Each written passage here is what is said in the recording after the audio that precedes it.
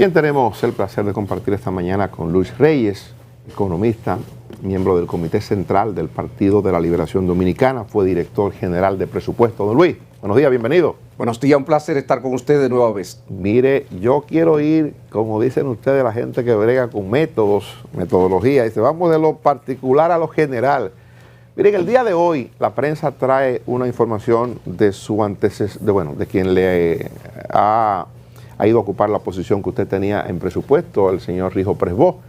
Dice que hay unos 12 millones de pesos en nómina de técnico del PNUD que no se van a pagar y que a partir de ahora solamente van a ser la nómina directa de los ministerios, de las instituciones del Estado, y esos 12 millones provenían de instituciones vinculadas a los programas sociales del gobierno.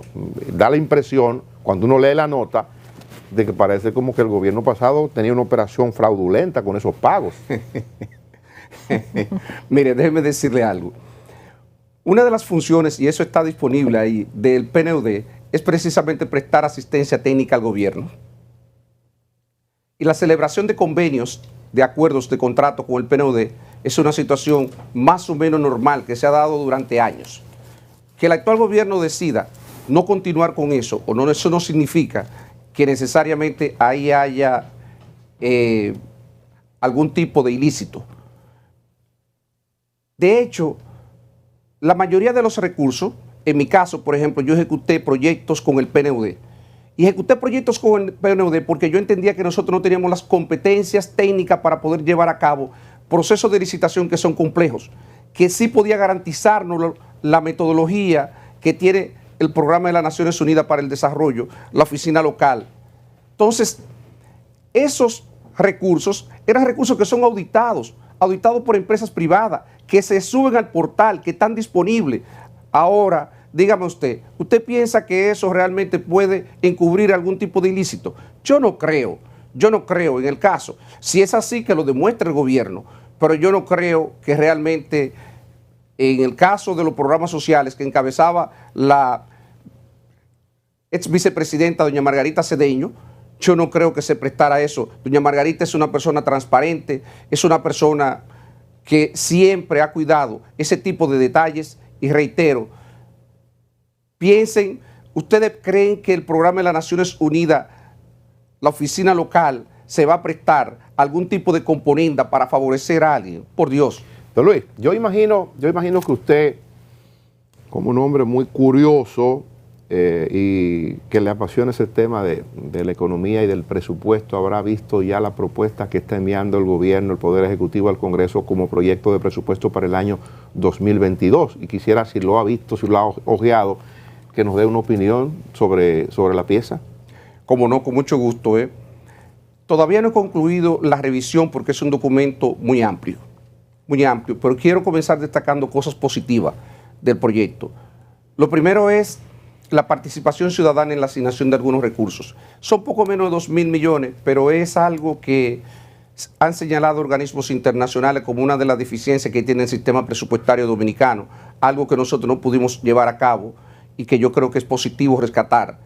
Lo segundo es, se le ha dado continuidad a unos 8 o 10 programas, ha habido modificaciones, pero la metodología se rescata. Nosotros dejamos 10 programas pilotos de presupuesto orientado a resultados y esos 10 programas han sido rescatados por la actual administración y se le da continuidad. Y yo creo que eso habla bien de que hay un esfuerzo por darle continuidad a las decisiones positivas de gestiones anteriores. Ahora, no es posible entender la urgencia del gobierno en lo que tiene que ver con la reforma fiscal que ha estado circulando por ahí y que, por cierto, el gobierno ha dicho que no la ha puesto a circular, no de manera oficial, y ha pasado a ser una especie de un hijo sin padre. Un hijo sin padre porque, aunque el hijo se parece al padre, es idéntico, tiene los mismos ojos, el mismo pelo, el mismo color, tiene incluso el sello oficial del padre, el padre dice que no es de su autoría. Obviamente hay datos, hay información, hay cómo poder estimar lo que genera el impuesto sobre la renta de las empresas, quién dispone de los balances, ¿quién dispone de los estados financieros de las empresas para poder hacer esa estimación? Solamente el gobierno. Entonces, me parece un esfuerzo realmente que deja mucho que decir de... Pero, licenciado, para ser justos, el gobierno, el padre, no negó el hijo. Negó la presentación del hijo. Dijo que no lo filtró. Pero el padre, digamos que Homero, que fue lo que se ha referido al tema oficialmente, dijo, no negó la paternidad. No la asumió, pero no la negó. Dijo, no lo filtramos. El caso es que el hijo terminó siendo bastardo. Yo creo hasta ahora es bastardo. Hasta ahora es bastardo. Hasta ahora es bastardo. Y en eso tenemos que concluir. Y esa es la idea. Pero que tampoco lo han inscrito. Tampoco por eso, porque tampoco lo ha asumido. No lo ha asumido. No está inscrito en ningún sitio. Pero, don Luis, están por inscribirlo. Dijo el señor de presupuesto, Rijo Presbó, que eso está listo y que el presidente de la República personalmente irá a inscribirlo al registro civil. Bueno, entonces decía que, volviendo al tema de la presentación del presupuesto, el proyecto de presupuesto que cursa en el Congreso, miren, hay tres cosas que destacan de ese presupuesto. La primera de ellas es lo siguiente: los ingresos estimados para el próximo año, 76.000 millones. Si ustedes cuentan 46.000 millones que se estiman ahí por concepto de ingresos de capital, ustedes recordarán que en el proyecto de presupuesto original de este año habían 87.000 millones. ¿Pero de qué? De ingreso de capital por la venta de activos en este año. Y en el próximo año hay 46.000. Siguen más o menos el mismo patrón. Ingresos que no tienen explicación, que no tienen identificado realmente la fuente y que uno piensa que lo ponen ahí para presentar unos números, unos balances, un déficit fiscal mucho menor. Pero ¿por qué caen los ingresos del gobierno el próximo año? Y eso es importante porque ahí es donde uno comienza a identificar cuál es el accionar del gobierno y cuáles son las responsabilidades del gobierno. Este año, la Dirección General de Impuestos Internos, en ese mismo documento, tiene proyectado que va a tener ingresos adicionales respecto al año 2020 por 139.000 millones de pesos. Y que la Dirección General de Aduanas va a tener ingresos por 52.000 o 53.000 millones. En total estamos hablando de que este año nosotros estaríamos teniendo ingresos adicionales por unos 192.000, 193.000 millones respecto al año 2020. ¿Cómo se origina ese incremento de ingresos? Dos aspectos fundamentales. Primero, anticipo del sistema financiero, del sistema bancario, que fueron recibidos este año de periodos futuros, y por otra parte también anticipo de la Barrick-Gold. Y también otros ingresos que se recibieron por la aplicación de la ley de transparencia patrimonial, y hay otros conceptos también ahí que en total suman unos 45.000 millones de pesos. Don Luis, cafecito Santo Domingo, café del bueno. Con mucho bueno. gusto, muchas gracias. Don Luis, muy amable. ¿Cómo hacer un presupuesto real con esa inestabilidad que se observa en los mercados internacionales que presionan esos precios hacia arriba, sobre todo los combustibles, los aceites? Ahora vamos, don Freddy. Déjeme llegar ahí, oígame, todo eso, porque en ese contexto que vamos a discutir la reforma fiscal. Entonces, de pronto nosotros tenemos que, en lugar de nosotros tener un aumento de 193.000 millones, y esto aquí es relevante, ¿qué hace el gobierno? En adición a eso, el gobierno, además de los 45.000 millones de pesos, también recibe otros 40.000 millones de pesos por concepto del aumento, el aumento no esperado del crecimiento de la economía de 10 a 20%. Ese incremento del Producto Interno Bruto nominal amplía la base de recaudación del gobierno y le permite recaudar otros 40 o 45.000 millones. En total, el gobierno podría haber recibido este año unos 90.000 millones de pesos por esos dos conceptos que no se van a repetir el próximo año. ¿Y qué ocurre entonces en el año 2022, en las proyecciones? La Dirección General de Impuestos Internos, en lugar de recibir 139.000 millones, ¿cuánto se proyecta que va a recibir el próximo año? Solo 11.000 millones de pesos. ¿Cuánto se van a recibir por concepto de recaudaciones de la DGA? En lugar del incremento de 53.000 millones, solo 17.000 millones de pesos. Estamos hablando que en lugar de incremento, en lugar de los 193.000 millones, ustedes revisan el presupuesto y solamente hay unos 27.000 millones de incremento que tendría la DGI y la DGA. Mientras tanto, el gobierno adoptó decisiones... Pero eso es lógico, licenciado, porque si la comparación con un incremento del 20 al 21, se supone que va a ser mucho mayor, porque el 20 fue un año que quedó muy afectado en la economía por la ralentización causada por el COVID. O sea que no es extraño eso, ¿eh? No, lo que es extraño, lo que no es tampoco, lo que es extraño es que el gobierno, en adición a eso, haya tomado anticipos en el año 2021, consciente de que no iba a recibir esos recursos el próximo año, y entonces haya tomado decisiones de gasto recurrente, de gasto fijo, aumentos salariales que pueden ser pertinentes, que uno... Esos son números interesantísimos, pero yo para ser sincero, mucha gente, todos esos números a veces no lo entiende, no necesariamente del interés general de que lo está viendo. Ahora, usted duró mucho tiempo en presupuesto. Yo recuerdo que, de hecho, era casi un castigo porque estar en presupuesto es difícil. Y hacer presupuesto es haciendo malabares el día entero. El país, y yo te lo pregunto al economista, al funcionario público, al burócrata que conoce el monstruo desde dentro. ¿El país necesita o no una reforma tributaria? Claro, desde el punto aquí hay dos realidades que son claramente diferenciadas. Tenemos que hablar de la realidad económica fiscal, donde claramente esos números, lo que estamos hablando, que no pude concluir la idea, lo que muestra el presupuesto, el proyecto de presupuesto, es que hay un estrangulamiento de las cuentas fiscales. Pero hay un estrangulamiento de las cuentas fiscales como resultado de esos anticipos y como resultado de las decisiones de gasto que se adoptaron. Y esas decisiones de gasto no recurrente llevan al gobierno a esa situación de urgencia, de desesperación que está manifestando. Y claro que sí, los números avalan que desde el punto de vista fiscal es necesario una reforma para darle sostenibilidad. Esa es la realidad económica. Ahora hay que ver esa realidad económica en el contexto de la realidad política. Si esa realidad económica usted puede encuadrarla en medio de un contexto inflacionario que ha persistido, ahora respondo la observación que me hacía don Freddy, que ha estado golpeando durante el último año el país, pero que amenaza con que va a persistir en los próximos meses, si en una situación de vulnerabilidad de los pequeños negocios, en una situación donde la población está fastidiada con el tema de los tapones, si en una situación donde tenemos, además de todo eso, situaciones donde todavía el empleo luce en una situación de precarización, no solamente por la dificultad de mantenerlo, sino porque recordemos, la decisión que se adoptó de ajustar el salario mínimo, prácticamente el impacto no se vio, el impacto no se ha visto y las autoridades no han sido capaces de decir, miren, este es el impacto de la decisión de reajuste salarial. En ese escenario que vamos a decidir si va a haber una reforma que todavía el gobierno no ha aclarado cuánto es el monto de la reforma. Don Luis, perdóneme, porque aquí hay varias cosas que tenemos que hablar. El gobierno debería salir a explicarle a la población cuál es el monto de la reforma y para qué yo quiero la reforma, porque ese es el otro tema que tenemos que discutir.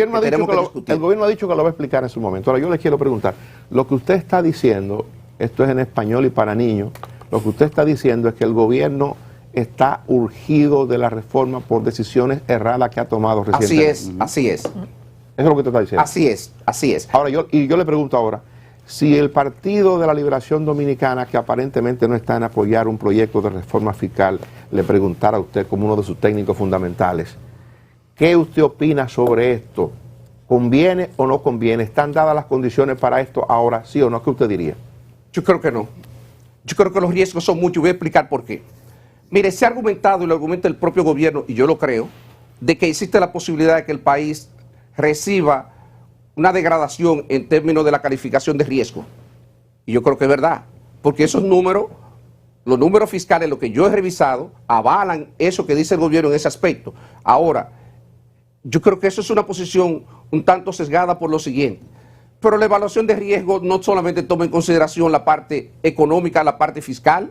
La evaluación de riesgo también toma en cuenta la estabilidad política y social y política. Y si nosotros como resultado de la reforma llegamos a una situación en la cual creamos una situación de inestabilidad política y social, no nos van a dar una disminución en la calificación de riesgo.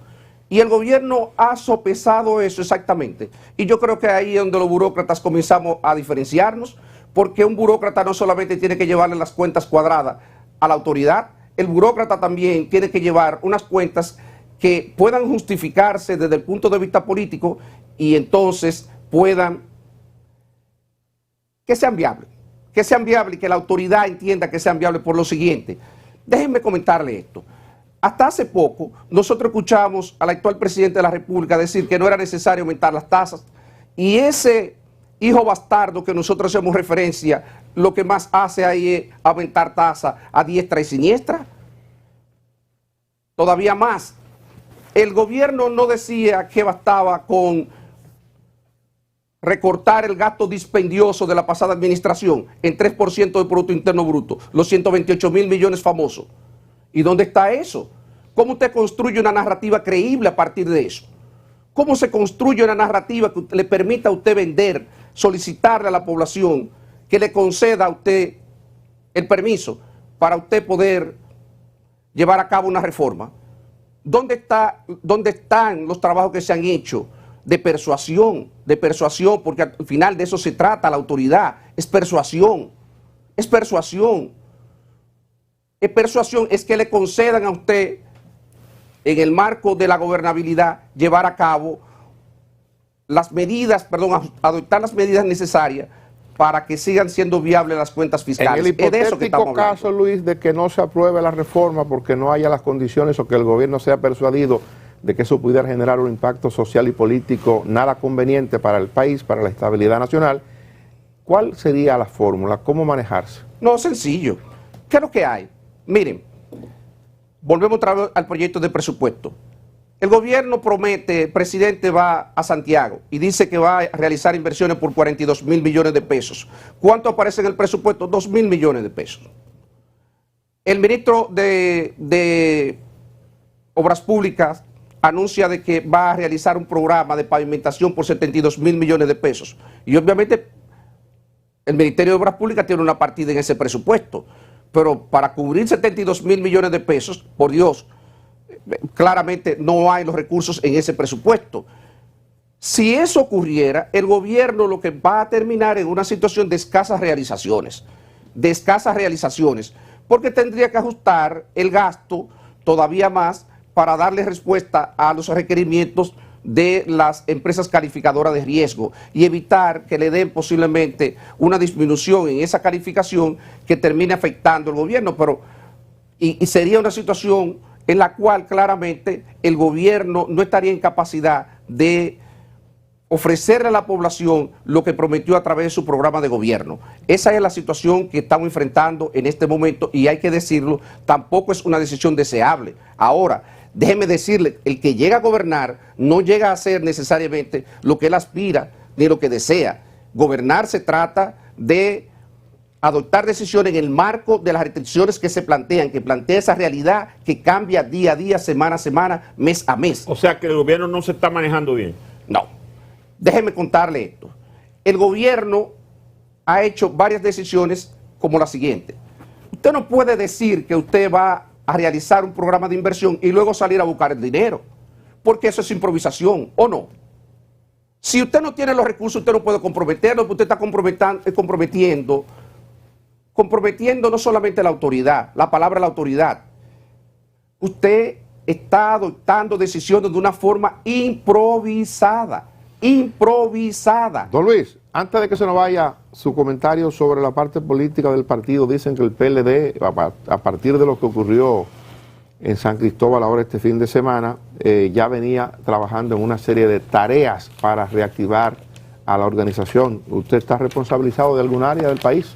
Sí, yo estoy responsabilizado, soy enlace ahora en la provincia de María Trinidad Sánchez de llevar a cabo el proceso de reestructuración de las estructuras del partido a nivel de base, y he estado trabajando durante los últimos fines de semana, al igual que compañeros que a nivel del territorio tienen responsabilidades provinciales.